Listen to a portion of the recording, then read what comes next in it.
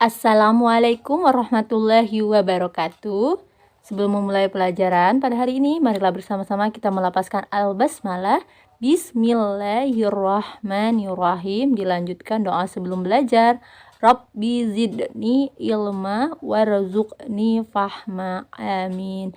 Baik Ananda, silakan dibuka buku tematik tema I subtema 1. Tujuan pembelajaran kita pada hari ini yang pertama yaitu menjelaskan dan mengidentifikasi zat tunggal dan campuran di lingkungan sekitar. Yang kedua, menjelaskan letak astronomis suatu daerah dan mengidentifikasi kenampakan alam di Indonesia. Dan yang ketiga, menjelaskan makna penting sikap, manfaat, dan upaya dalam menjaga persatuan dan kesatuan. Zat tunggal dan campuran termasuk ke dalam materi. Apa itu materi? Materi adalah segala sesuatu yang mempunyai massa dan menempati ruang.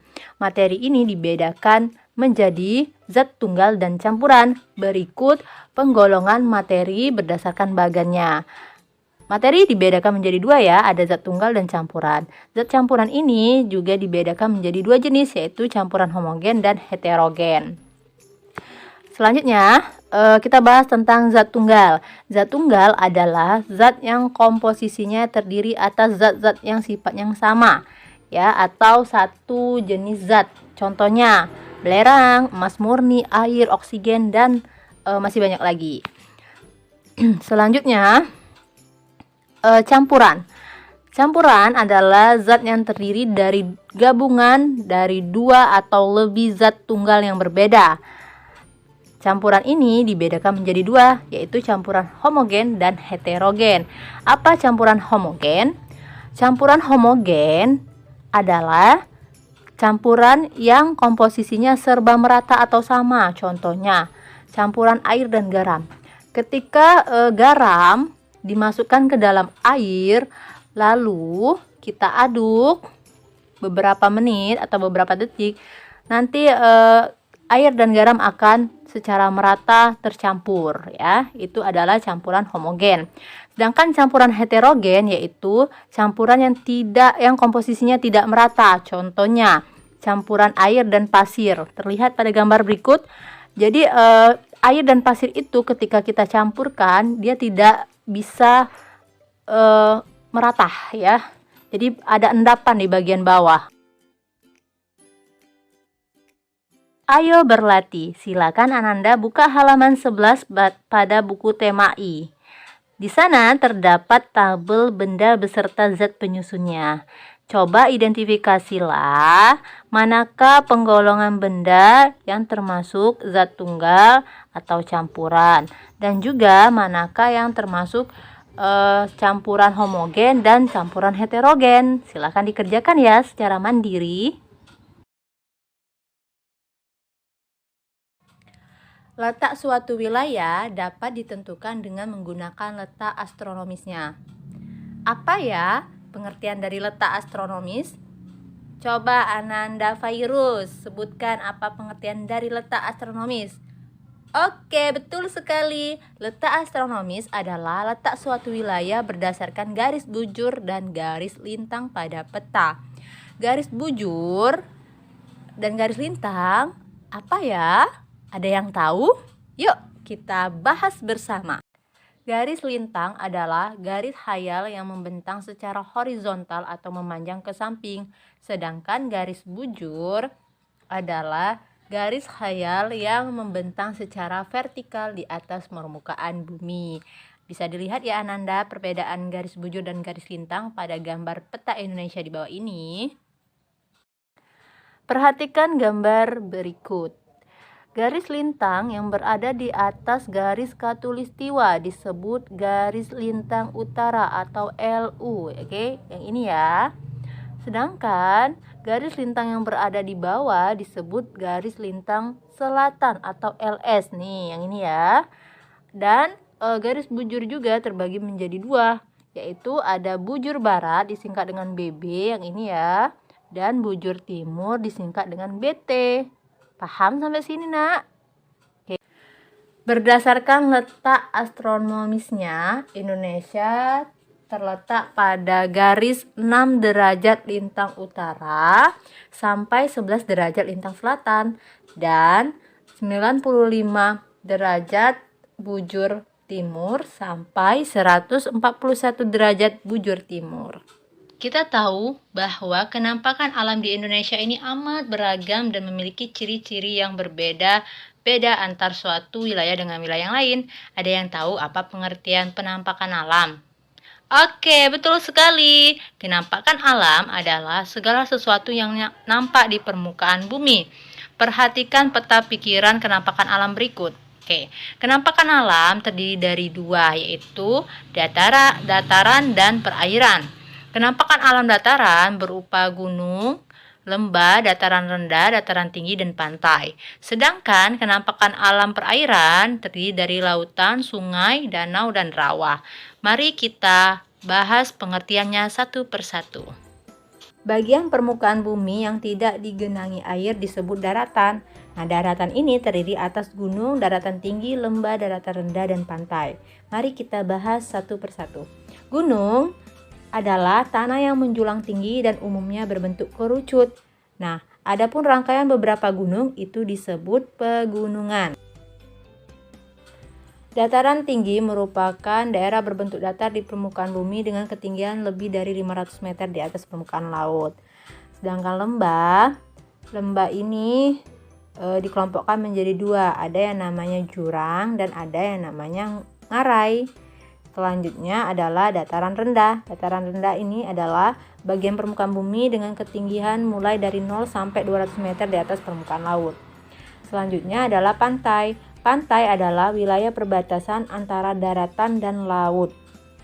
Selain daratan, permukaan bumi juga tersusun atas perairan. Wilayah perairan berupa lautan, rawa, sungai, dan danau.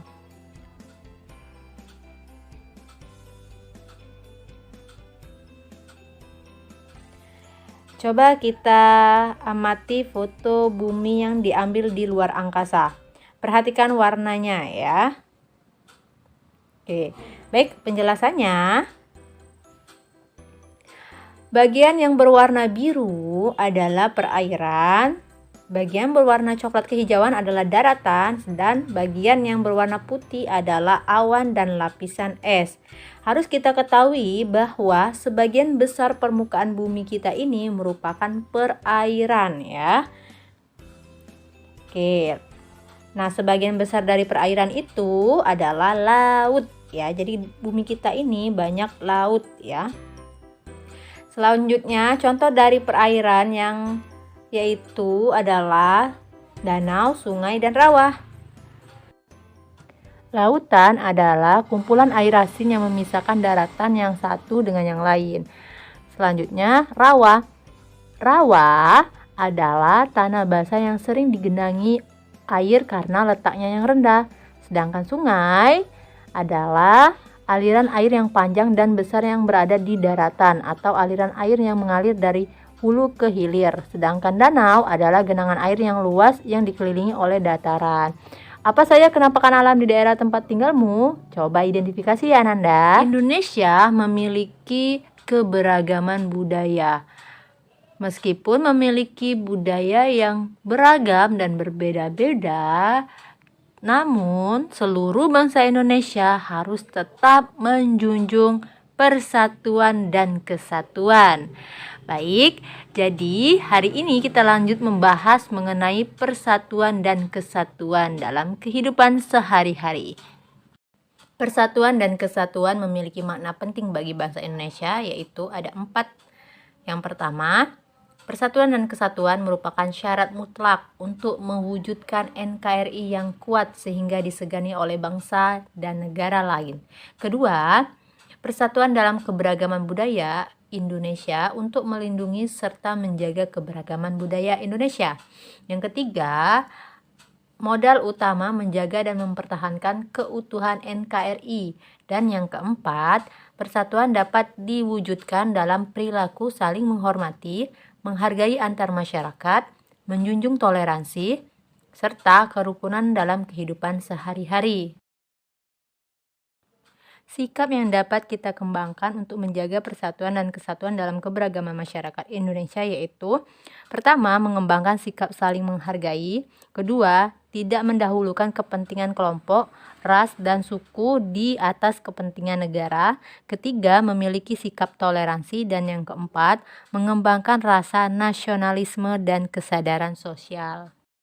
Adapun manfaat dari menjaga persatuan dan kesatuan, yang pertama, dapat menumbuhkan sikap saling menghargai; kedua, dapat menghindari perselisihan dan permusuhan; ketiga, dapat menjalin kerjasama antar warga, contohnya seperti kegiatan gotong royong; yang keempat, dapat menumbuhkan rasa toleransi antar warga masyarakat; dan yang kelima, dapat membiasakan saling membantu ataupun tolong-menolong antar warga.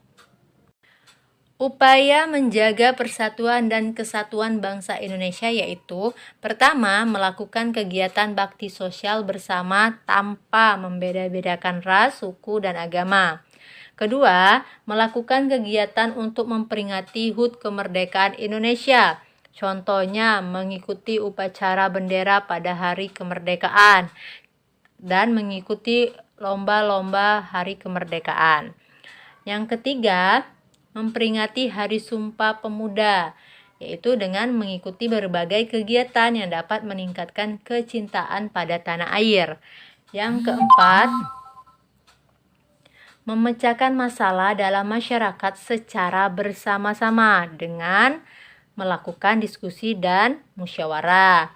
Dan yang kelima, menyelenggarakan kirab budaya yang menampilkan berbagai keunikan budaya di Indonesia. Pesan ukhrawi pada pembelajaran hari ini tertuang dalam Quran Surat Ali Imran ayat 103. Pada ayat 103 yang bermakna bahwa berpeganglah teguh kepada Allah Subhanahu wa Ta'ala dan tetaplah bersatu. Janganlah berbuat sesuatu yang mengarah ke perpecahan. Maka dari itu, mari kita menjaga persatuan dan kesatuan bangsa kita, saudara-saudara kita, serta antar masyarakat. Mari bersama-sama kita mengakhiri pembelajaran pada hari ini dengan melafazkan Alhamdulillah, Alhamdulillahirabbil alamin. Bunda akhiri, wassalamualaikum warahmatullahi wabarakatuh.